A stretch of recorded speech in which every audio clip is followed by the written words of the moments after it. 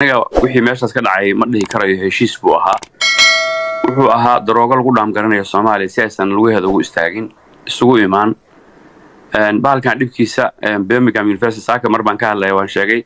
waa lagu baaray waa kansar budada ku rida heroinka maada ku jirtana way ku jirtaa waxa wadankeenu la degi waayay oo gabdhaha 5 sano jira loo qabsanayo iyo 4 years kana waa qaadkaas weeye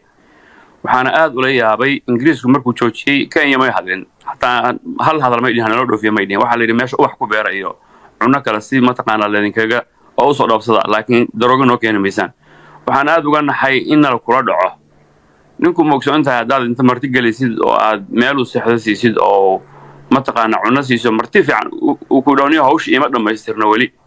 oo maxaa rabtaa islaantaadaan rabaa inuu dhaho oo aad markaa tiraahdo ninkii walaal bal u tagac baar u sheekay igama duwana maanta waxa meesha ka dhacay qaad sharafti qaadiyay dadnimadii qaadiyay ninnimadii qaadiyay markii xamar laga joojiyay gabar xamar ka hadashan ku soo celin hadda ka dhowr jeer aan sheego tiri markii ninku qaad ka joojiyay babay uu guriga keena moos buu noo keena bambeel buu noo keena ilmihii iskuul baan geystay ilaahu nagu soo celin bay tiri gabadhaas baan ka cabiraya pressure buu qaad ku leeyahay dawladana dabada ka riixaya shisheeye oo raba Soomaaliya inaysan isku imaano heshiin oo isku imaano qofka qaadka cunno markuu xanaaq qoriga qofka u horeeyo ku dhufanaya markuu waayana wuxuu ku dilayaa markuu cunno wuxuu dilayaa hadduu waayana wuxuu dilayaa aniga midaan aadka uga naxay horta marka ugu horeysa tagitaanka in hadda la tago laba week iyadoo ay ka harsan tahay dawladda Kenya arrintaas runtii waxay ugu noqotay diblomacy ahaan arrin aan ka naxo waqti la isku tago maysan ahayn waxa ku qurxooneed in la yiraahdo mashquul ba hawlo badan oo gudaha iyo alba mashquul ka ah markaan dhameysano waa idin imaanayna markaasna qolo kale raas soo bixiyay imaan lahayd waxa dhici karta qoladii imaan lahayd qolada timaada inay badhahan daroogada laga daayo Soomaalida naga naxan baa dhici karta in loo tago dhib bay ahayd in waxa la soo saxana dhib kale bay ahayd arrinta kale xuduudka ka dhacaysa iyada ma laga hadli karo nin qof daroogada iska celin waayo wax kale ma qaban karayo waxaan aad u jeclaa maxaa Cabdullaahi Farmaajo sidoo u joojiyay qaadka Kenya inuu kan Ethiopia joojiyo Ethiopia waliba markii ugu horeysay arrimaha Soomaaliya gacanta kala baxday dawladda la saaxiibtay maamul goboleedyadii cunno qabateen ku sameysay u tagay waayeen aad baan u jeclaa inuu isna yiraahdo waxaan daroogo nugu yahay naga daa ma dhicinin way dhacday laakiin waxaan aad ugu hanweynaa madaxweyne Xasan Sheekh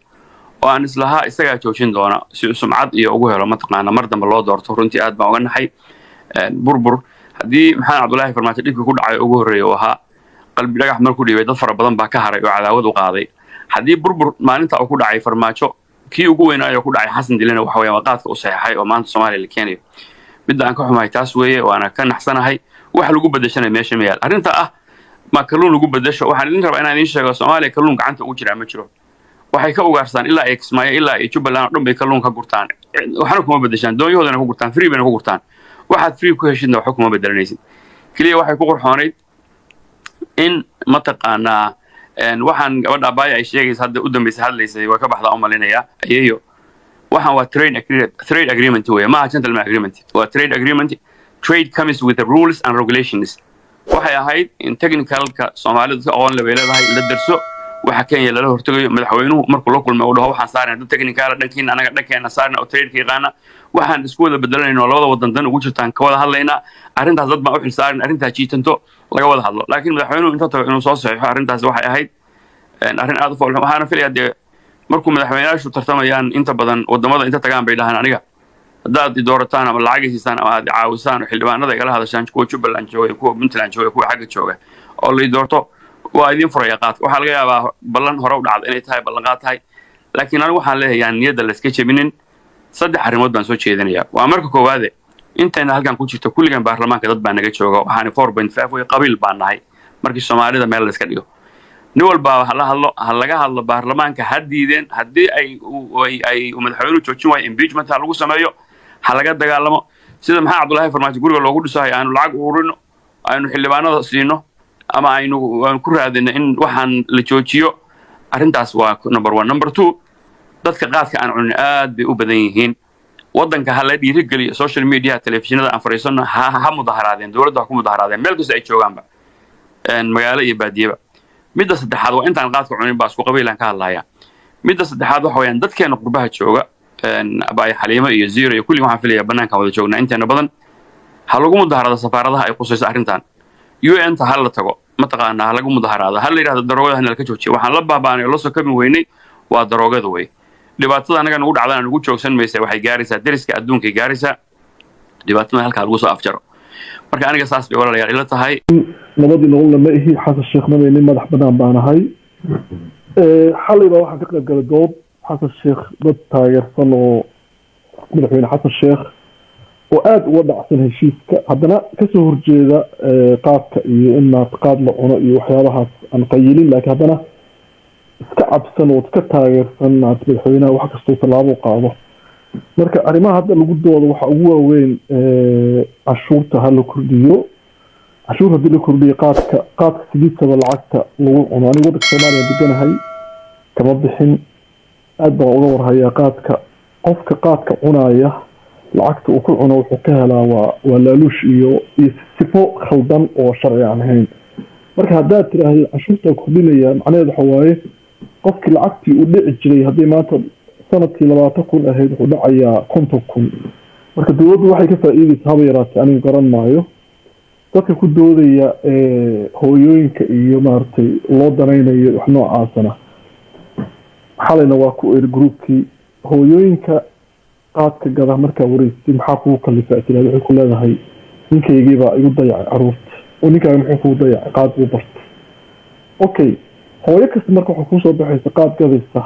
in hooyo kale ka saaraysa gurigeeda oo qaad gadi doonto berri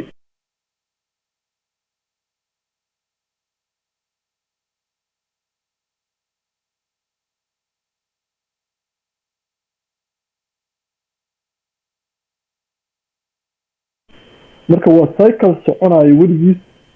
sida keliya oo lagu joojin karo cyclekaas waxa waa qaadkaas lagu soo dhex qariyaa jawaanada khamri oo wadankii oo dhan tuulooyinka haddaad tagtay xataa khamri aan la barto cibaadihii xoolaha raacanaya xataa khamru barto aw qaad baa laga yaabanaa marka waa musiibo kale oo iyadana maaragtay lagu soo korortay arrinta maaragtay aan rabo inaan ka hadlo waxay tahay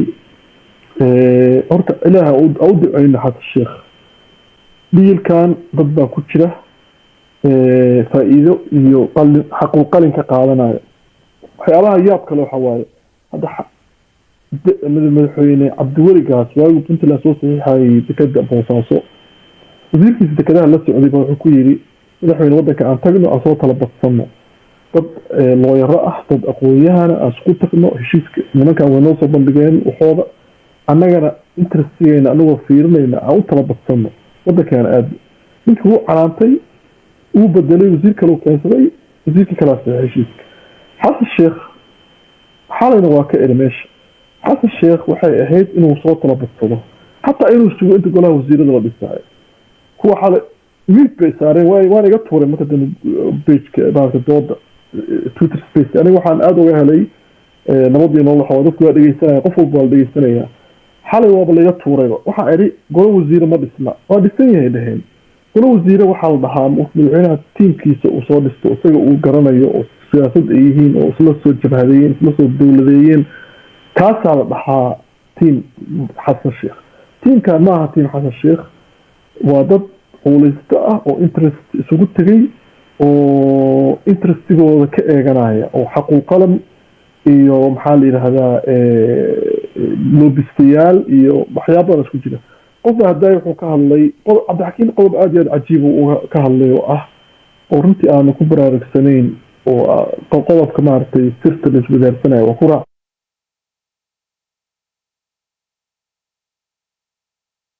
raacsanahay khatarteeday leedahay waddan aadan isku dowlad ahayn mossad iyo c I A oo isku interesti ah baa kala sir ah oo sirta kala qarsada see waddan aad idinka dhexeeyaan xurguf sir u wadaagi kartaan qaaba u wadaagtaan animaba garan karaba arrinba haddaa laga hadlay oo diyaaradda ah diyaaradda Kenya inay hal timaado Muqdisho haddana magaalo kala tagto waxay suuqa ka saaraysaa diyaaradaha localka ah waxaan xasuusanaa wasiir Omar waagii diyaaradda Ethiopia Puntland mar ay Ethiopia tiri laba magaalaan ku degayaa wasiir Omar waa diiday wuxuu yidhi adduunka sharciyada adduunka ma jirto diyaarad magaalo intay kasoo degto haddana magaalo kale ka degta diyaaradda local ha raaca qofka Canada iyo Imaaraadka xiriirkooda wuxuu la xumaaday markay tiri Imaaraat waxaan ka degayaa laba magaalo ama saddex magaalo oo Canada ah markaas waxa diyaaradaha localka suuq ka saaraysa marka waxaa magaaladaas ay ka noqoto waddanka kaga baxdo hadday garow keenayso toos garow u timaado ka noqoto laakiin hadday tiraahdo xamar aan ku degayaa haddana garow aan tegayaa qofka diyaaraddaas marka ay ka qaado xamar ilaa garow shidaalkeeda already way haystaa waxay suuqa ka saaraysaa marka diyaaradihii localka ahaa marka dalada intaas maarata ha nagu dhaafto hadday magaalo ku degayso hal magaalo ha ku degto ha ka noqoto waddanka ha ka baxdo siday ahaan jirta sharciga caalamiga ah marka aad baa u mahadsantihiin waqti badan kusoo biiray groupkan waana idin balaqaada wax qoraala ka qori maayo markaan laakiin dood fiican baa jirtay ninkii hadaay nin baan kusoo koorsaday oo cay iyo habaar iyo isugu daraayay professional ma aha haloo duceeyo wixii khalad ah laga hadlo issues ha laga hadlo cay iyo maaragtay iyo names iyo maaragtay in qofka maarata la caayana ma fiicna sida professionalka u doodaysaan aad baa uga helay waan idinku guubaabina waa mahadsantihiin ragow waad mahadsan tahay hadday shaqadaada tahay inaad qoraal qortana waa u fasaxanta waad qori kartaa waxaad rabtid marda baan kusoo biiray kuwii xalay waa ka qoray twitter space xalay pagekayga facebook waa ku qoray kan may waxaan ka wadaa iska kaftanaa ka waday kaas very interesting uu ahaa oo lacagtii lagu ururinayay marka qodobo badan oo cajiibaa ka hadasheen marka waa qoray si maaragtay dhexdhexaada u qoray hadda kan macnaha marda baan kusoo biiray dabcan laakiin wax laga qorona ma yaalo wixii waa ka hadalnay qaadkan waa la dirirnay meel kasta waa ka sheegnay dadka ilaahay ku baraarujiyo waxaan samayn karna ma leh dowladdiiba hadday saas uga shaqaysanayso wixii ay rabto cashuur iyo wax cashuur laga faa'iidayo ma jirto bisraaxa lacagtan qaadka waxaa lagu helaa sifa sharci darro ah ama tuug wax dhacay dad dhacaya ama maaragtay corruption iyo wax lamid ah marka qofna lacag nadiif ah kuma gata qaad marka la fiiriyo lacagtan meesha ay ka imaanayso ilaa la dabagalo waxaa kuu soo baxaysa iyada dhanba inay ku timid sifa sharci darro ah adaa mudan hadda ka horna habeenaa noo soo gashan saasoo kaleetaa si director toosoo fiican aad uga hadashay waxaa muhiima horta qofka inuu qof taageero inuu qof kasoo horjeedo muhiim maaha waxa nagada wada dhexeeya annaga inaan ilaalsana ay tahay waa danta dalkeena iyo dadkeena qofka hadduu intaas aaminsan yahay intaasna uu dhoorayo intaas annaga nagu filan waana ku mahadsan tahay nadiifoy raal ahaa maxamed khaliifan kaa horumarinayo waqti badan saarnaa kadibna adaa ku xigtid maxamed oo soo dhawow xalima boy waa ku salaamay adigii iyo walaalaha ka hoostiga farxaan iyo zero waa salaamayaa dhammaan walaalaha Soomaaliyeed aragtidooda qaariga ka dhiibtayna sidoo kale waa salaamayaa dhageystayaashana ayagoo laftirkooda waa salaamayaa dhammaantood anigu waxaan malaynayaa mar dambaan imid laakiin sida hadda saddexda qof oo ugu dambeysay siiqada hadalkooda u dhigayeen markii aan ka tixraaco ujeedada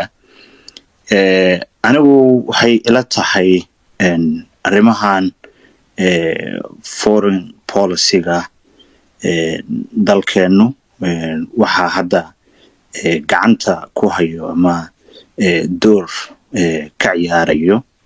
farshaxanka siyaasadda ee maaragtay arrimaha dibadda dowladda federaalka ee jamhuuriyadda Soomaaliya madaxweynaheenu uu hogaaminayo waxyaabaha arrintaa ka soo baxo nooc walba oo ay tahay maadaama annagu hadda aan ku jirno hab maaragtay qaran dhis ah ama dowlad dhisid ah meelahaan ka nimaanay iyo sida maaragtay xitaa electionkii muddada badan jiitamayay oo asaga laftirkiisu ahaa dirty election oo maaragtay aad u foolxumaa dadkina run ahaantii naga kala qaybiyey afkaartoodii iyo maaragtay kala fogaansho badan ku abuuray waxaa hadda markaan rabno inaan dib u baadigoobnaa waxay tahay sidii unitiga iyo midnimada wadajirka ummadda Soomaaliyeed looga wada shaqayn lahaa challenge-gii ku saabsanaa arrimaha electionka iyo wixii la soo marayna aan daaqada uga tuuri lahayn si aan maaragtay qaran dhisidda qof walba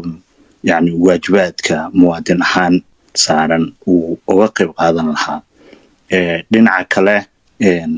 arrimahan qaadka ama waxyaabahan trade-ka la xiriiro trade-ku laba noocbo way maaragtay dawladdu way u dhigi kartaa qaabka hadda agreementigu soo dhacay